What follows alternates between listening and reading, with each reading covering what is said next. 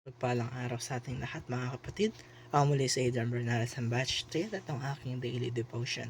At ngayong araw ay pag-uusapan natin ay kung ano ang response mo kay Jesus o Jesus the Coming King. At ang ating Bible verse ay mula sa 2 Samuel chapter 7 verse 12 to 13. Masasabi dito ang promises ni God kay David.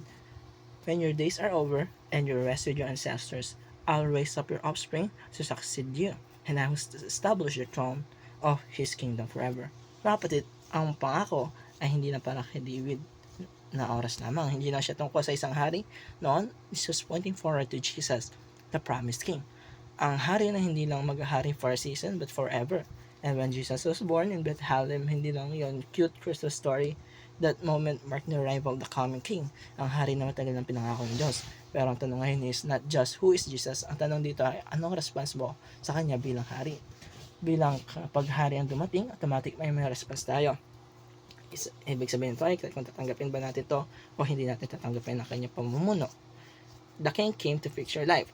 Para sa ating teaching, the king came to fix your life ay minsan feeling natin na tayo ang hari ng sarili natin buhay. Ikaw ang bahala sa akin, Lord. Kaya ko to. I know what's best for me. Pero look at reality, ang daming broken decisions, broken habit, broken priorities, broken hearts. Jesus didn't come para lang bigyan ka ng advice. He came to the throne of your life. Hindi siya tulad ng mga hari sa mundo na namumuna gamit ang takot or force. Jesus reigns with grace and truth. Maraming kapag pinapasok bilang hari, hindi niya inayos ang mga areas ng buhay mo na matagal nang tinatago.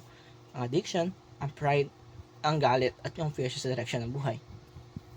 But he won't force himself. Hari siya, pero he waits for your response. Kaya mga kapatid, you can call him king, pero kung ikaw pa rin ang nasusunod, then he's just a title, not your ruler. The king came to fix your family. When God promised David an eternal kingdom that started with a family line, that shows na mahalaga kay God ang pamilya. Marami pamilya ngayon ang may silent battles, miscommunication, emotional distance, unhealed wounds from the past, parents and children na parang strangers na. Jesus came not just to save individuals but to restore relationships. Hindi ibig sabihin na once you follow Jesus ay perfect na agad ng pamilya mo. Pero when Jesus is king in a home, may pagbabago sa atmosphere. May humility, may forgiveness, may willingness, makinig, may grace kahit may pagkukulang. Sometimes the response God is asking from you is not to fix your family by yourself but to invite the king into it.